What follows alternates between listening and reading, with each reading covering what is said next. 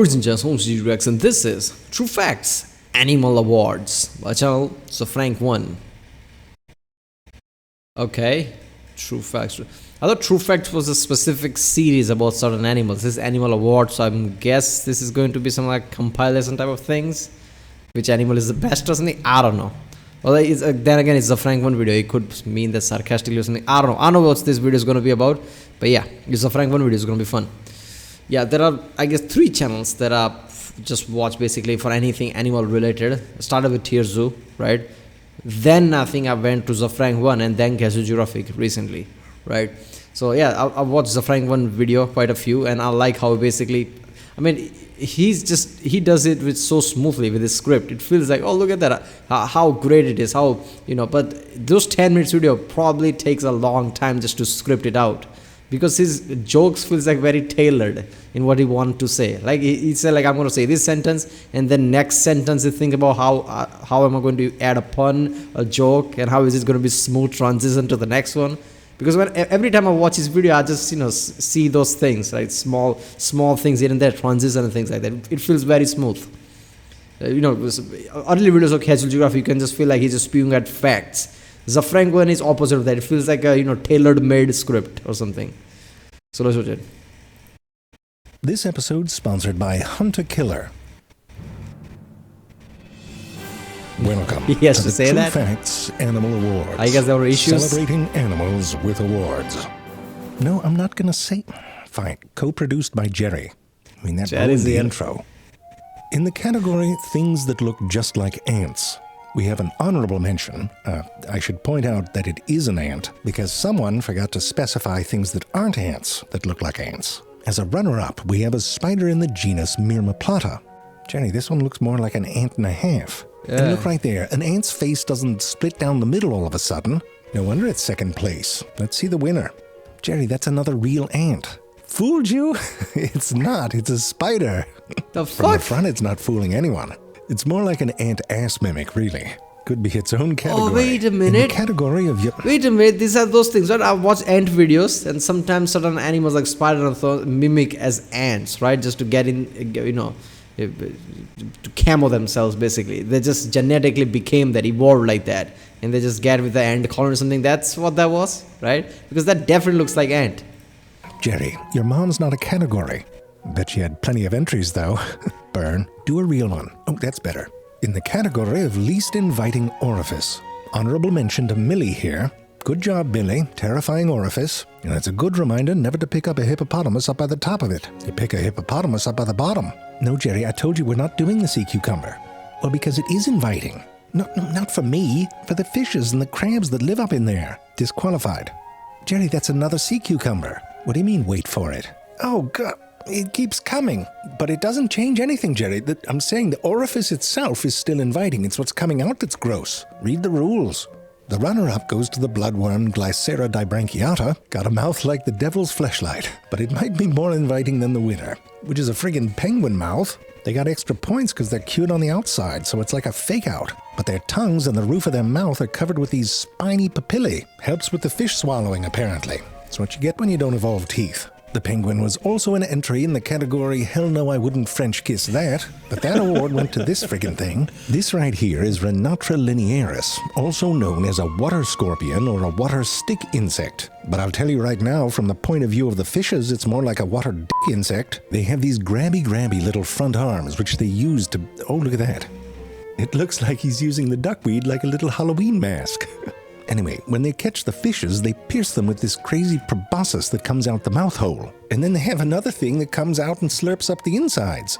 I mean, look at that. You're not going to make friends tongue-f***ing a fish corpse like that. Anyway, congratulations, winner. French kissing that would be like a reverse colonoscopy.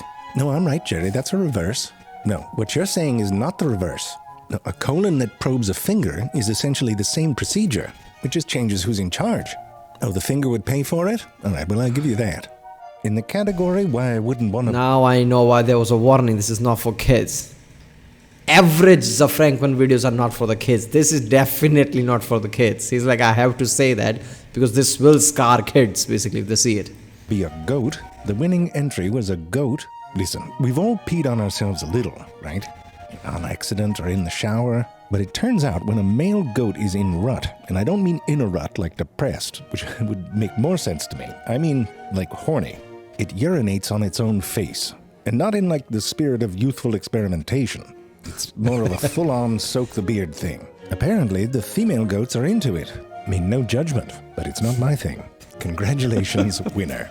In the category of, oh, so that's what you sound like, we had some notable entries. There's the cheetah, fearsome predator. Oh, yeah. But when it talks, it sounds a bit like a mouse trying to rev a tiny lawnmower. Damn thing won't start. The lynx, certainly a majestic animal, but during mating season, they sound like... Yeah, I mean, what was that? I think it was Tears video, right? It talked about the panthera. The panthera tree only applies to, like, I think jaguar is it, right? Tiger, lion, obviously, who can roar, basically. Every other feline category with cheetah is can't roar, basically. So as kids and, averagely people who don't basically, have information about any, animal or zoology or whatever, average people would not know that. They would just see anything like cheetah, leopard or whatever. They'll say they all must roar or something because they look like that. But nope. Two drunk fraternity brothers badly dubbing a samurai movie.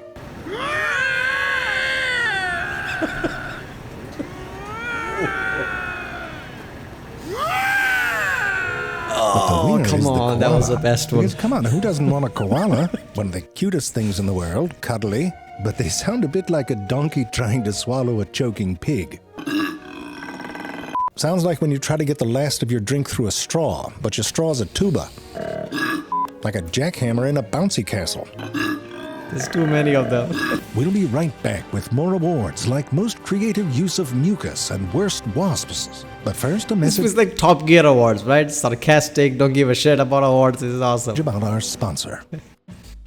I recently enjoyed a game by Hunt a Killer. They have a whole bunch of these murder mysteries where you get to play the detective.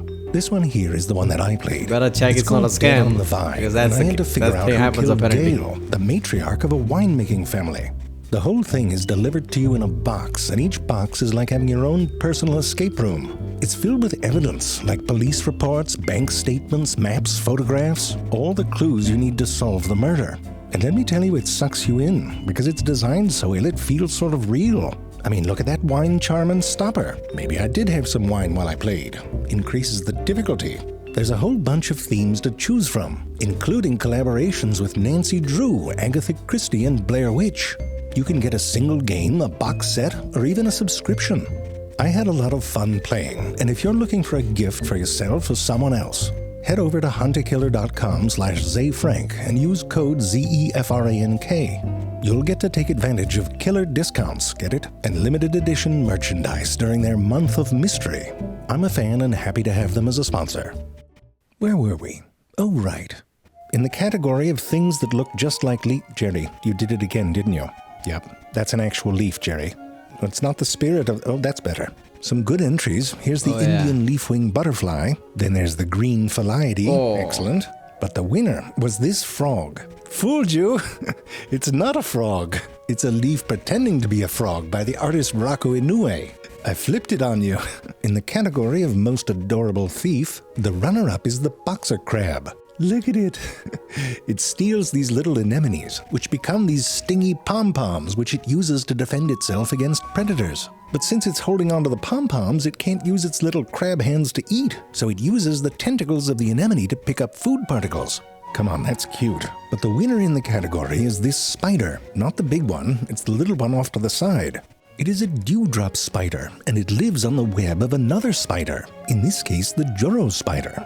Its butt is droplet-shaped and covered with a shiny material that makes it look like deer. It's thought that this somehow helps attract prey to the web, which the Joro spider then eats and the dewdrop spider snacks on as well. Look at that, it even does some repair work on the Joro's web. In the category least likely to be a team mascot, the winner is the marine spoonworm. Basically, wait a minute, I can't pause it here. You don't know what you do. Okay. I like how, the reality shows, then they basically, interview cam type of thing where they talk to the camera. I'm imagining the big spider talking about it like, yeah, I'll let him think he's helping with the web while he just, he just repairs small webs here and there. The winner is the marine spoonworm. Try putting that on a jersey. let alone a tattoo. I mean, I guess you could work for the Denver Dick. In the category of best fashion accessory to murder, honorable mention goes to the parasitic fungus cordyceps, one of the most beautiful ways to die. Gotta bring some extra chalk to that murder scene. Runner-up goes to the barnacle Saculina carcini. The female Saculina invades a crab's body. It then castrates the crab and creates this sort of external mass that it uses to attract males. And as is the way in nature, the parasite benefits from the host's body, and the crab gets a huge pair of balls. The winner, however, is a parasitic flatworm called the green-banded broodsack. What happens is that a snail eats bird droppings that contain the eggs of this flatworm. The worms then sort of take over the snail's body and cause the snail to go out into the open. Then the worms go up into the snail's eye stalks and pretend to be caterpillars, which attracts birds to come and rip out the eyes of the snail, and thusly to complete the circle of life. In the category of an ass that's happy to see you, honorable mention goes to the Hawaiian happy face spider that's got a wonderful cheek-to-cheek smile. The spiny orb weaver also gets a nod. There's a bit of a creepy clown vibe. Jerry, what the... After this video is over, I'm gonna be in fetal position on the ground as soon as the video is over, because this is fucked up. I did not see this coming. He said animal was, oh, look at that, he's gonna talk about, and no, he's just gonna creep the fuck out of you. How's that? Did it just fart out an ant? It did, look at it. Jerry, that creepy doll face just farted out an ant. You don't see that in one of those Attenborough documentaries, do you? The Chilean four-eyed frog is the runner-up with an ass that you could lose a staring contest to. But the winning entry is from a team of researchers that paint eyes onto cows' butts. And not just for fun. These eye spots reduce the number of lion attacks on the herd. You try it. Paint some eyes on your butt. I bet you don't get eaten by a lion. In the category of most creative use of mucus, this year's winner is the parrotfish, who looks very smug about it if you ask me. It creates a mucus cocoon which helps protect it from parasites while it sleeps. That's and why after it's it's smug. done with it, you got yourself an empty snot bag. You could play with it and put your weed in there. No, I'm not going to show your entry, Jerry. Well, for one, because I don't believe you made all that mucus yourself. All right. Well, thank you for admitting it, and I'm sorry too. In the category of worst wasps, I mean, take your pick, really. Alright, the cow thing is really interesting, right? I imagine a tiger or something, like any predator coming, just seeing that, first of all, seeing the tail, and tail is where your nose should be, and you see those eyes. I think they wouldn't be like, oh, look at that, it's looking at me, and I can't attack it now. It's like, what the fuck is that? And just get stunned, stay there for a few seconds with a pause, stare at it, and just walks away. Like, no, fuck that. Really, the winner is the jewel wasps. I'll tell you, no matter what you think of cockroaches, they don't deserve this. First, the wasp puts venom in the body of the cockroach to keep it from running. Then it stings it in the head to make it all loopy. The venom makes the cockroach docile and triggers it to start cleaning itself. Self-washing food. It's so tame at this point, it lets the wasp eat one of its antennas and suck out the juices. The wasp can lead the cockroach around like a pet, and it brings it back to its little nest of horror, lays an egg on it, and then the baby eats it out from the inside. A real dick move. Congratulations. So to appreciate this one, you have to imagine this ruffed grouse is listening to the end of a very impassioned speech. Of course, cockroach has to be the last, because that's the nail in the coffin for me. So if you want to call me a chicken, that's fine, you call me a chicken. But I'll tell you right now, every goddamn one of us Look at is how a tall chicken. it's there while saying it.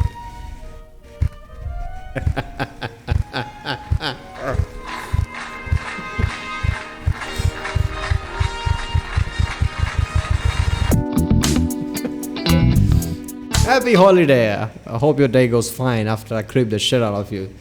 Yep, there you go. I think that is the creepiest, for me at least, video I've seen about anything animal, right?